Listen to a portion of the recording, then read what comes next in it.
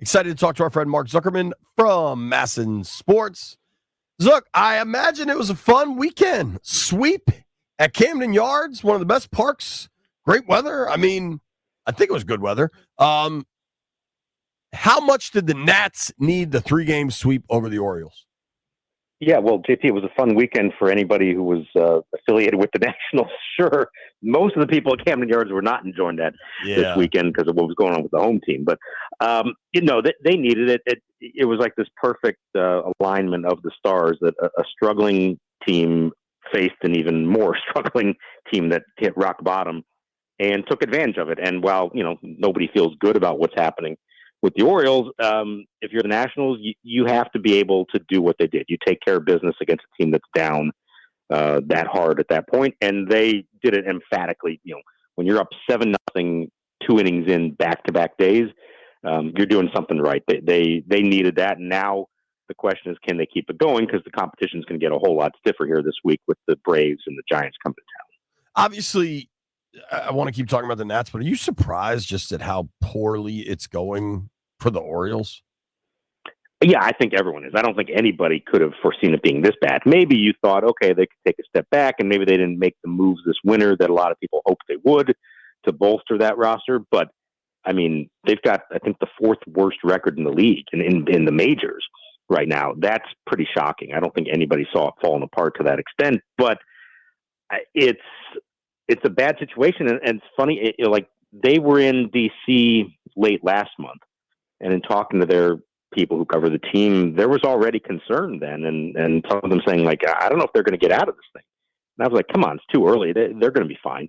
No, they definitely sensed it. There was something wrong there, and yeah, it's performance, but it seems like also within the clubhouse, it just has not been a great situation, and a lot of fingers being pointed at this idea of that they didn't go and bring in outside experienced veterans who not only could help them on the field, but help those young guys within the clubhouse.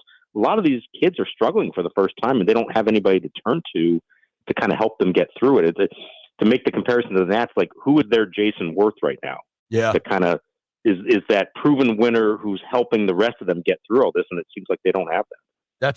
That's a great reminder of Worth's value here. I'm talking with Mark Zuckerman. You can watch his work on Masson Sports. You can give him a follow at Mark Zuckerman.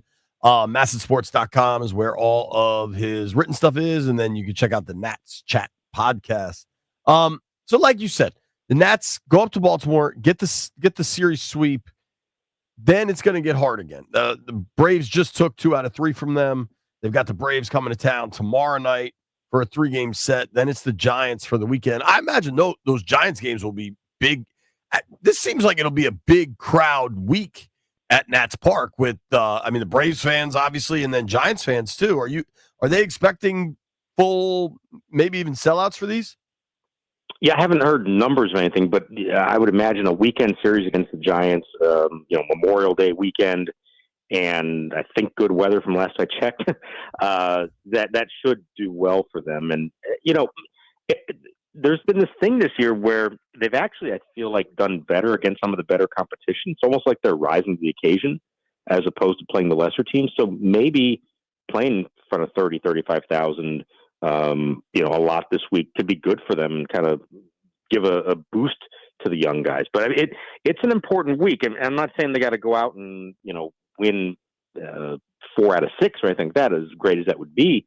But just to show that what we just saw this weekend, especially from an offensive standpoint, that just wasn't a one-off, that it wasn't just a case of playing the Orioles, that there could actually be something there. I mean, they hit 5 home runs yesterday, something they hadn't done since the end of the 2023 season.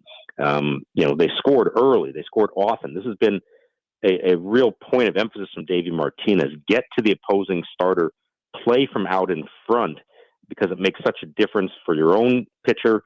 You're not feeling like you're chasing them the whole way. I mean, they've done a good job of rallying late and often pulling it off in the 7th, 8th, 9th innings. But it's hard to do that every night. It makes it such a difference when you're playing out in front, even if it's only, a run or 2. It doesn't have to be 7. So let's see if they can continue that this week and try to set the tone a little early. Yeah, sure. I think it's going to be really interesting to see if the Nats can use the series sweep to kind of reset because they were playing pretty good baseball, and then they went on that it was an 8-game losing streak, right? And Yeah, that just kind of when you lose 8 in a row like that, it just takes off the positive momentum in a major way. So what is kind of the key, especially with Atlanta playing a lot better, to putting some W's up in that series before the Giants get here? well, yeah. So what you saw in that Brave series when they faced them in Atlanta last week, and they lost 3 out of 4, was this same thing I was just talking about, where they are not scoring runs until late in the games. They went through 8 straight games where they did not score more than 2 runs off an opposing starter on any given night. You just can't do that. Now, again, you don't have to score 7, but you got to try to put something together and put together quality at bats early in games. And when you get a chance with runners in scoring position, it just takes one hit to convert that. And it just changes the tenor, I think, of the whole game. So you start with that. And then to finish it, and I know the bullpen has been the number one problem area for them this season, but kind of quietly, that group has gotten stabilized here in the last, I don't know, week to 2 weeks. And while it may not be a world beater and the best bullpen in baseball or anything like that, they are giving them a chance most of the time. And in these games that they're winning, it's usually on the strength of, multiple scoreless innings from the bullpen. So if you can score a couple runs early, your starting pitching has been solid, and now you get to the 7th and you've got a 2-run lead, something like that. I think they're better positioned to close out those kind of games than they were earlier in the year when, you're just holding your breath every time Davey signals out there to bring somebody in, believing that the odds of them actually pulling it off were pretty slim. Certainly. Talking with our friend Mark Zuckerman here on the Rude Guest Hotline. Rude makes the most reliable HVAC products in the DMV. Give Zuck a follow at Mark Zuckerman, Zuckerman. I was at an event last week, Mark, where I got to meet James Wood's father. I believe I've met him before, but what a pleasant guy he is. And one thing that stands out to me is James seems so quiet and reserved, but his father was like a gregarious, like interesting fellow. How is he doing? I mean, for a lot of these guys, they got called up and they've been in the bigs, but this is their first year, like doing it for a full season. We're now, I don't know. I mean, mid-May, we're fully into the baseball season now. This isn't the first week, the first month, any of that. How do you think they're like acclimating? Starting with Wood. Obviously, Yeah. he's hitting First of all, Kenny Wood is a delight. He's a former basketball star in Richmond. So, I mean, he knows the spotlight, and they raised James really well. He's such a polite kid, and maybe doesn't have the big personality, but he is an intense competitor when he's out there on the field. What we've seen from him so far is a 22-year-old with still less than a full year in the big leagues who has the approach at the plate of a seasoned veteran. He takes his walks. He doesn't chase that much. And he hits the ball. I mean, he hits the ball as hard as almost anybody in the sport, but he hits it hard to the opposite field. All but a couple of his home runs are to left field, left center field. That's his natural swing to do that. I mean, there are very few players in baseball who have that kind of approach, and one of the few that I can think of, and it's a valid comp right now, is Juan Soto. So for James Wood to be in that conversation at 22, to have a similar kind of approach and patience at the plate and ability to hit the ball hard like that, it shows you how the sky's the limit. And what James has that Juan maybe didn't really have is that he also runs the bases extremely well. And so he's like a serious threat to have a 30-30 season, or maybe, if he keeps it up, maybe even an outside shot at 40-40. That's a remarkable thing for a guy who's 6'7". He's got the full package. It's crazy to watch him. I saw him. This is probably a couple weeks back, but the way your brain is, you might know exactly what I'm talking about. He hit a ball that looked like a double play. Like it looked like a double play all day. And shortstop gets the second, and then Wood beat out the throw. And he got bobbled a little bit, but it was one of those things where I'm watching this kid because he's getting hit for power, and I want to watch every at bat. But all the little stuff is done really well, I think, as a hitter and as a runner, and it's really encouraging. The other, kind of the Nats are promoting this trio of young, maybe it's four. Abrams playing great also. I know you had an article on Massive Sports about kind of the start to the season CJ's had.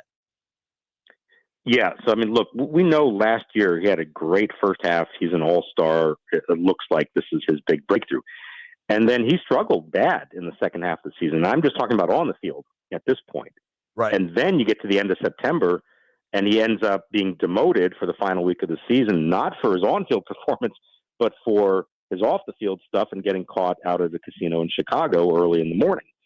So there was pressure on him coming into this year. I thought it was kind of the number one question mark and maybe the biggest issue facing the team is how is he going to bounce back from this, both the on-field performance and just how does he conduct himself.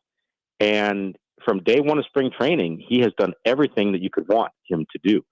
He's been, great, and as far as we know, not getting into any kind of trouble.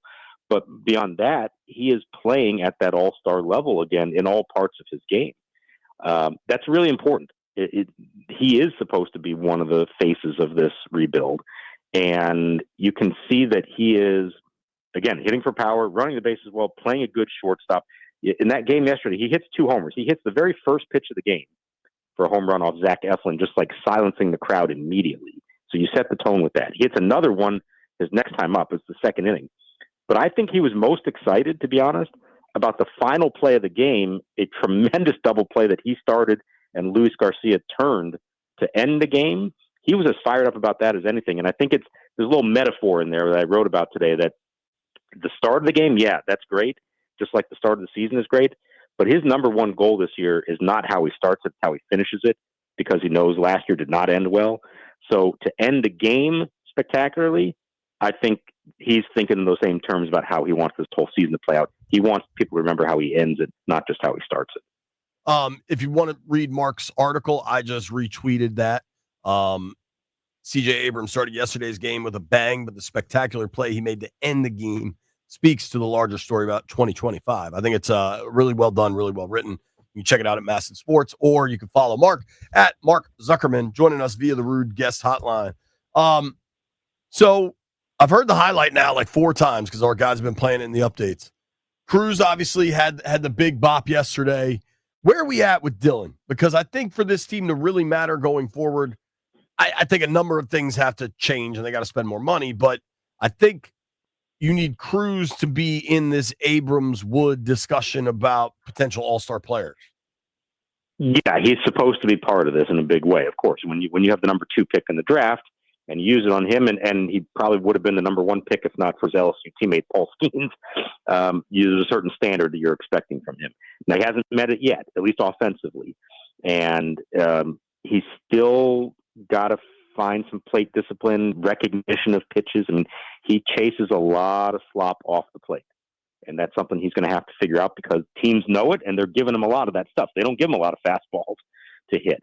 So that's a big step for him. Now, I mean, he crushed it yesterday, 3-run homer. He has moments. You can see it's in there. It's just a matter of finding some consistency. But as I've said to others, the thing that stands out that impresses me most about him is, in spite of the offensive struggles, he has played a tremendous outfield, whether in right or in center, because he's played a decent amount of center as well. He's one of their best base runners, one of the most efficient and, at base stealing. And he's such a mature kid that, again, at such a young age, hasn't even been in the big leagues for a full year. To be able to separate those parts of your game, to not take your offensive struggles out in the field with you, that's the kind of stuff that even veterans don't often do very well. So I think that bodes well for him. Now, yeah, he's still got to, perfect the art of hitting big league pitching. And that's a lot of work, and there's no guarantee it's going to happen. But the other parts of his game, he's still contributing to them in meaningful ways, even if he's not delivering at the plate the way they would hope he would. Landfill is our producer, and he's a notorious hater. I want to preface this by saying that. Landfill thinks Cruz might be better served if he was in AAA, like learning better pitching. I can't imagine he's the only person that thinks that. I do not. I like that they're like, nope, he's in the bigs. He's in the bigs for good. But he is hitting 190. Is that at all a conversation? I mean, didn't the O's had to do that with Holiday? I think. Right, right. And so I don't sense that it's a serious conversation yet. That doesn't mean that it can't get there. And this is why. Look, last year everybody was screaming, "Hey, why are you calling up James Wood? He's tearing it up at AAA. When are you going to call up Dylan Cruz?"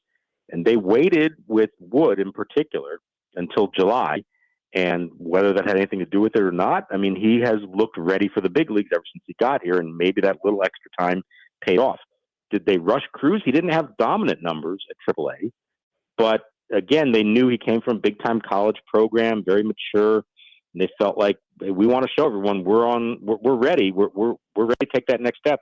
Here's the new young core of the Nationals, and Cruz is such a big part of it. And what they said coming into this year was they didn't want him looking over his shoulder. They didn't want him thinking about, well, if I struggle for a few weeks, I could go back down. And Mike Rizzo hates sending down a prospect. When he calls him up, he sometimes will wait to call a guy up. But his attitude is, when I call him up, I want to know that he's going to stay here forever and never have to go back down again. So the mindset with Cruz was, hey, don't worry about any of this. You're getting your 600 at-bats in the big leagues no matter what this year. And maybe if the team's struggling, that kind of helps allow them to do that, and it's not like life or death costing them games in a pennant race. But at some point, you do have to actually perform. And if it becomes obvious that he's not getting it done at this level and needs to work on specific things, you may have to make that move. I don't think they're there yet. Let's check back in a few weeks or a month and see if there's some progress. But it's not out of the question to at least consider that possibility. I will say that. Yeah, I think you're right. Like, if he still is hitting like this, and we get to July or something, at some point you don't want to break a kid's confidence either. I want to zoom out a hair, Zuck, and just kind of look at MLB across the country. Cubs are playing really good baseball. Did we expect that?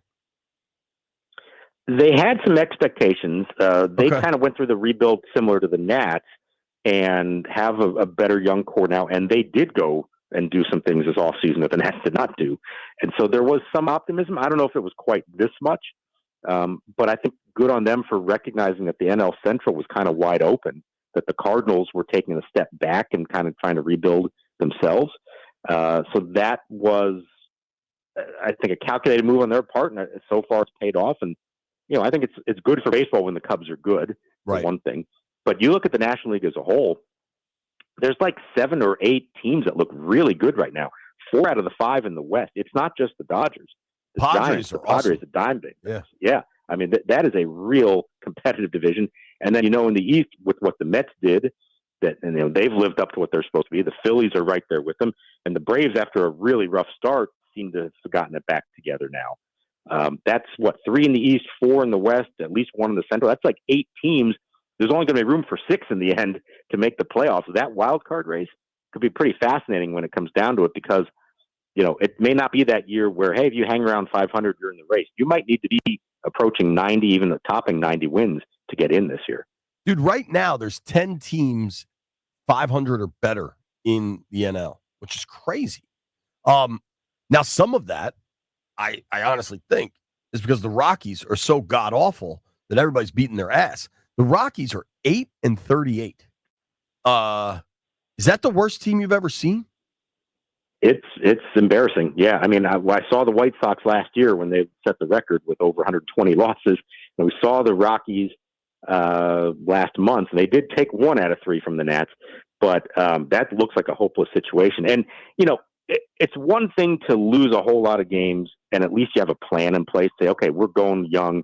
We're going to take our lumps now, but we feel like it's going to pay off in a couple of years. I'm not sure the Rockies have that plan. Nobody's entirely sure what they're doing. They had that bizarre offseason a couple winters ago. They trade Nolan Arenado and eat a lot of the money to the Cardinals, even though he's in the prime of his career, and then turn around and sign Chris Bryant to replace him. And Bryant's been hurt almost the whole time, hasn't done anything for them, costing them a ton of money. It's always tough to pitch in Colorado, so they've never quite figured out how do you win with pitching. It's pretty ugly, and yet they draw well at Coors Field. It's a beautiful ballpark. The weather's usually really nice.